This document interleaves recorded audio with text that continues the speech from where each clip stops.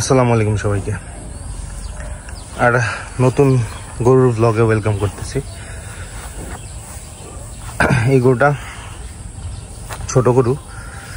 আমরা দেখছেন আপনারা আগের একটা ভিডিওতে আমরা বলছিলাম যে 6টা ছোট গরু আনছি। তো 6টার মধ্যে 5টা গরু আনছিলাম, এই একটা গরু আমাদের বাকি ছিল। তো এই গরুটা লাস্ট উইকে আমরা নিয়ে আসছি। এই গরুটা যেহেতু আপনারা দেখেন না, এটা নিয়ে যেহেতু কোনো সেপারেট ব্লগও করা হয় নাই, তাই ভাবলাম যে একটা সেপারেট ব্লগ বানাই এটা এই গরুটা নিয়ে আর কি। আমাদের কিছু স্পেসিফিক ছোট গরুর কাস্টমার আছে, যার কারণে টার্গেট করে এই ছোট গরু কয়েকটা ছোট গরু কেনা হয়েছে আর কি। তো সুন্দর গরুটা যেই ছোট গরুগুলো কিনছি, যার কাছ থেকে কিনছি, ছোট গরু দুইটা জিনিস। একটা জিনিস হচ্ছে ছোট গরু মিলায় পাওয়াটা বিট ডিফিকাল্ট দামের মধ্যে। আবার ক্যালকুলেশন করতে হয় হচ্ছে যে আমরা ওই ছোট গরুটারে কতটুকু বড় করতে পারবো না, অল দ্যাট এগুলো ক্যালকুলেশন করে একটা ছোট গরু কিনতে হয়। তো সবকিছু মিলেই মনে হয়েছিল যে এই গরুটা আমরা যেরকম চাচ্ছিলাম মোরলেস ওই রকম সাইজের বা শেপের আর কি। হ্যাঁ, তো যার কারণে এই গরুটারে চুজ করছিলাম। বাট গরুটা দেখতেও কিন্তু এটা ঠিক হয়ে যাবে। গরুটা শরীরে ময়লা মাত্রই আসছে আমাদের এখানে, তো ওইভাবে শরীর টরীরে পরিষ্কার না। গরুটা রাইখে আসার পিছনে কারণ ছিল গরুটার পায়ে কিছু আঘাত ছিল, এগুলো বর্ডার ক্রস গরু। তো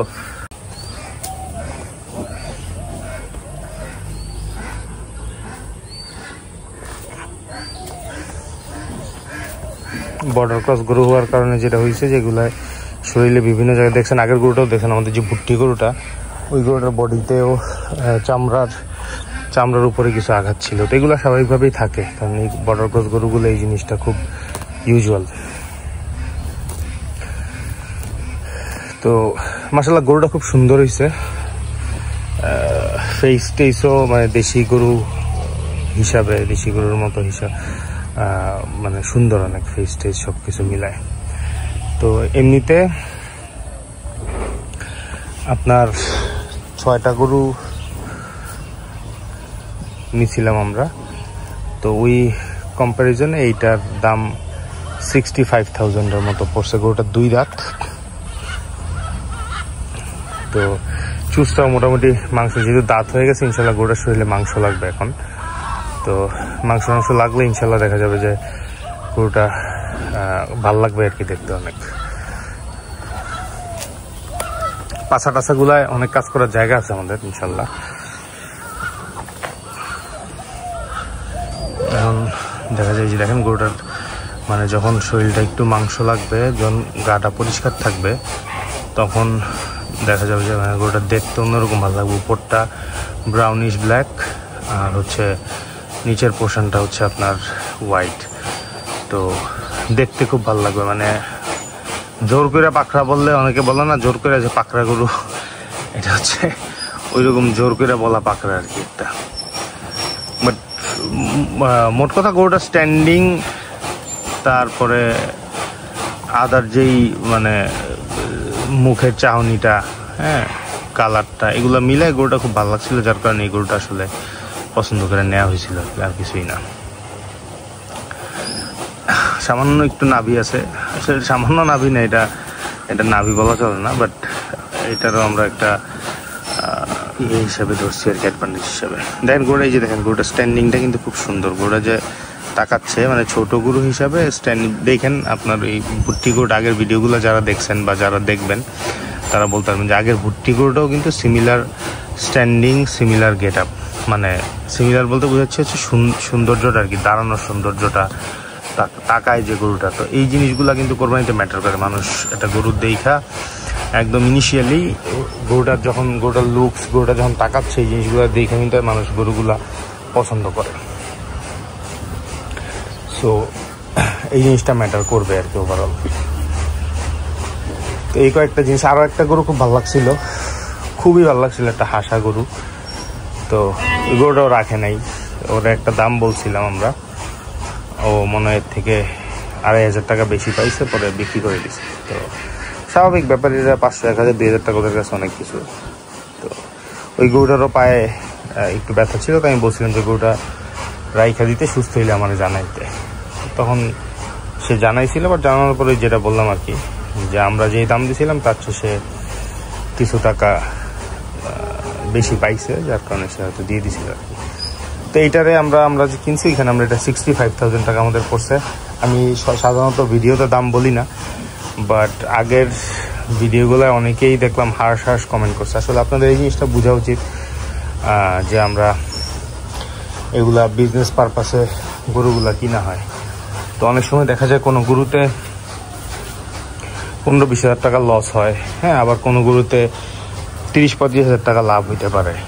তো এটা কিন্তু আসলে এমন না যে স্পেসিফিক গরু ধরে গরুর খামারিরা গরু বিক্রি করে। স্বাভাবিকভাবেই যেটা হয়, দেখা যায় যে কোনো গরুতে লস আসতেছে, কোনো গরুতে লাভ আসতেছে। যেহেতু বিজনেস পারপাসে আমাদের গরুগুলা, প্লাস হচ্ছে আমি যেহেতু ব্লগ করি, অনেকেই হয়তো ব্লগ থেকে বা ভিডিও থেকে কমিউনিকেট করে। মানুষ তো আসলে ওইভাবে ধরতে পারে না। একটা বড় গরুর পিছনে মাসে 10,000-12 হাজার টাকা খরচ থাকে, বড় যেই গরুগুলা। তো এই কথাগুলো মানুষটা বললে বা মানুষ যখন শুনে তখন মানে খুব ব্যাডলি রিয়্যাক্ট করে। মানে ব্যাডলি রিয়্যাক্ট করে বলতে ওরা মানতেই পারে না একটা গরুর পিছনে যে 10-12 হাজার টাকা মান্থলি খরচ হতে পারে। ইনফ্যাক্ট আমাদের যে বড় আবালটা আপনারা দেখছেন, এটার পিছনে 14-15 হাজার টাকাও খরচ হওয়া সম্ভব ওইটার খাওয়ার উপরে বেস করে। কারণ খাওয়া গরু যেটুক খাবে তারাতে সেইটুক খাওয়াইতে হবে। তো একটা গরুর পিছনে যদি 15 হাজার টাকা খরচ হয় 10 মাস, 8 মাস, 10 মাস গরুটা পাললে হিসাব করেন আপনারা কত টাকা খরচ হয়। তো ওই কস্টিংটা তো আমাদের ধরতে হয়। এর বাইরে মেডিসিন থাকে, বিভিন্ন ভ্যাকসিনেশনগুলো থাকে, এগুলার কস্টিং আছে এন্ড এভরিথিং। তো মানুষ আসলে এই জিনিসগুলা মানে একটা জেনারেল মানুষ যারা, ওরা এই জিনিসগুলো আসলে বিশ্বাসও করতে চায় না বা মানতেও চায় না। ওদের কথা একটা গরুর পিছনে মাসে কেন 15 হাজার টাকা খরচ হয় ভাই, এখানে electricity bill, employee costing, food, হ্যাঁ। তো ওভারঅল আমরা তো ঘাসটা খাওয়াই দিচ্ছি, ঘাসটা আমরা ফ্রি পাচ্ছি ইন এ সেন্স, মানে আমাদের নিজেদের উৎপাদন করা ঘাস। But end of the day এই ঘাসটা উৎপাদনের একটা খরচ আছে, এটার পিছনে সার, হ্যাঁ, তারপরে হচ্ছে এমপ্লয়িরা এটার পিছনে কাজ করতেছে, এগুলো পরিষ্কার করা থেকে শুরু করে সব কিছু মিলে কিন্তু এগুলার একটা খরচ আছে। তো এগুলার তো আপনি মানে যখনই আপনি এটা বিজনেস পারপাসে করবেন তখন তো আপনি এই জিনিসগুলা অ্যাকাউন্টে নিতে হবে, হিসাবে এগুলো আনতে হবে। আদারওয়াইজ আমরা তো আর প্রপার হিসাবটা করতে পারবো না। সো এইভাবে এগুলো হিসাব করে দেখা যায় যে বড় যে গরুগুলা, এগুলার পিছনে 14-15 হাজার টাকা পর্যন্ত কিছু কিছু গরুতে খরচ হয়। একটা গরু 5-7 কেজি দানাদার খাবার খায়। তো 1 কেজি দানাদার খাবারের দাম এখন 55 টাকা, 56 টাকা, মানে 52 থেকে 55 টাকার মধ্যে পড়ে। আমরা জানেন আপনারা অনেকে, আমরা একদম বেস্ট যেই দানাদারটা সেটাই খাওয়াই, নারিশ খাওয়াই, কারণ এটাতে মাংসের কোয়ালিটি অনেক ভালো হয় মাশাআল্লাহ। মানে মাংসের কোয়ালিটি বলতে আমি মাংসের স্বাদের কথা বলতেছি। আদার দেন দিস মার্কেটের অন্য দানাদারগুলো, হ্যাঁ, নারিশের কম্পেয়ার টু নারিশের সাথে কম্পারিজনে গেলে কোয়ালিটির খাওয়া ভালো, বা এই ধরনের আরও কিছু ভালো ভালো ইয়ে আছে। তো ওদের খাওয়াগুলো কিন্তু কম্পারেটিভলি অনেক ভালো। তো এগুলোতে মাংসের স্বাদে কোনো হ্যাম্পার হয় না। তো এগুলা মিলায় তো খরচগুলো আসলে অনেক চলে আসে। এখন এই জিনিসগুলা আপনি যখন হিসাবে নিতে যাবেন তখন আসলে গরুর দামটা অনেক পড়ে যেত। এগুলো মিলায় ধরেন আমি এখন একটা বড় গরুটা আমি কত টাকা দিয়ে কিনছি, এই জিনিসটা যদি আমি আপনাদের সাথে শেয়ার করি, তারপরে যখন এন্ড অফ দ্য ডে আমি এই গরুর দামটা বলতে যাব, অনেকেই দেখা যায় ভাই আপনি এত টাকা দিয়ে গরুটা কিনছেন, ধরেন কথা এই গরুটা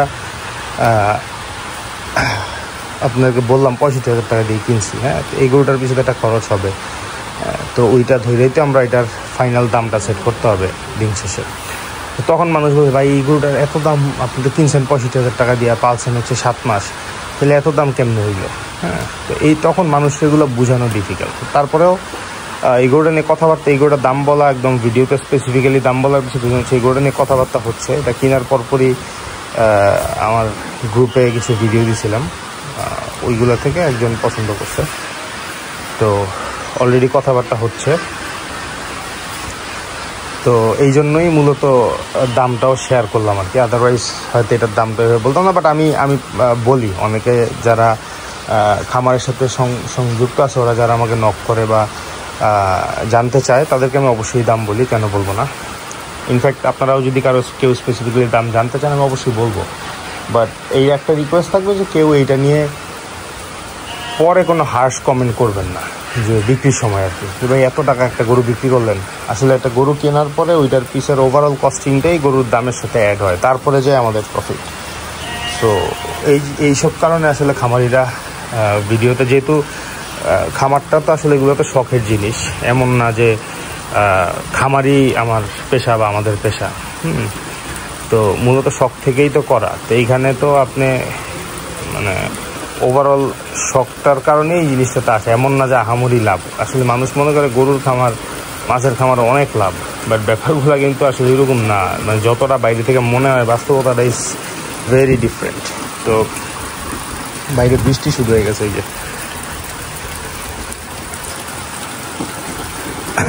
তো যাই হোক, এই জিনিসগুলাই বলার ছিল। হয়তো অন্য কোনো ভিডিওতে আমি ওভারঅল বিষয়টা নিয়ে আমি ডিসকাস করব। ওভারঅল এইসব বিষয় নিয়ে একটা ভিডিও হয়তো আমি বানাবো, আমি চিন্তা করছি ব্যাপারটা। কারণ হচ্ছে আমি অনেকগুলো কমেন্ট পড়ছি, যে কমেন্টগুলো থেকে দেন গরুটা সকালে গরুটা পানি খায় নাই, গরুটা যে এখান থেকে পানি রাখাতে হচ্ছে।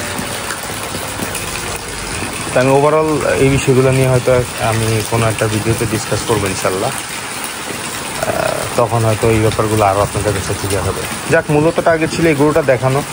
তো গরুটা দেখাতে দেখাতে এই কথাগুলো কেন জানি মনে এলো দামটা বলার সময়, তখন আমি শেয়ার করলাম আর কি। তো জানাইন আপনারা কেমন লাগছে গরুটা আপনাদের কাছে। আর আমার ওভারঅল কথাবার্তাগুলো নিয়ে কারো যদি কোনো কিছু বলার থাকে বা কোনো কোয়েরি থাকে, সেটাও আমার সাথে ডিসকাস করতে পারেন। এই যে এটাই আমাদের এইবারের টোটাল খ্যার, এর বাইরে আমাদের আর কোনো খ্যার নাই। ওই যে ওইখানে 2টা জমি, আর এই 2টা জমি, এগুলো ইনশাল্লাহ আরও 1-1.5 মাস পর আমরা খ্যারটা পাবো। সো টিল দেন আমাদের এইটা দিয়ে সার্ভাইভ করতে হবে। সার্ভাইভ করা বলতে আমরা এখনও খ্যার এবার এইভাবে খাওয়ানো শুরু করি নাই, বিপদ আপদ ছাড়া খ্যার খাওয়াচ্ছি না। তো শীতে আমাদের খ্যারের সাপোর্ট লাগবে, যার কারণে, কারণ ধান আস্তে আস্তে, ঘাস আস্তে আস্তে কমা শুরু হচ্ছে। এখনই কমা শুরু হচ্ছে বলতে ধানের গ্রোথ আস্তে আস্তে এখন স্টার্ট হয়ে যাবে। সো এটা একটা চ্যালেঞ্জ হয়ে যাবে আমাদের, যার কারণে খ্যারটা স্টক করতেছি এই আর কি। আর নতুন খ্যারটা উঠলে হয়তো আমরা 2 মাসের মতো যদি টানতে পারি, সাপোর্ট দিতে পারি, তাহলে এটা আমাদের জন্য একটা প্লাস হবে আর কি। অ্যাটলিস্ট একটা বেলার খাওয়া যদি খ্যারে দেওয়া যায়, সেক্ষেত্রে অ্যাটলিস্ট ঘাসের উপর কিছু প্রেশারটা কমে আসে। যাই হোক, শেষ করে দিই ভিডিওটা। আপনাদের কারো কোনো কিছু শেয়ার করার থাকলে বা কিছু জানানোর থাকলে জানাতে পারেন। অন্য কোনো ভিডিওতে কথা হবে ইনশাল্লাহ। ভালো থাকেন আপনারা। আসসালামু আলাইকুম।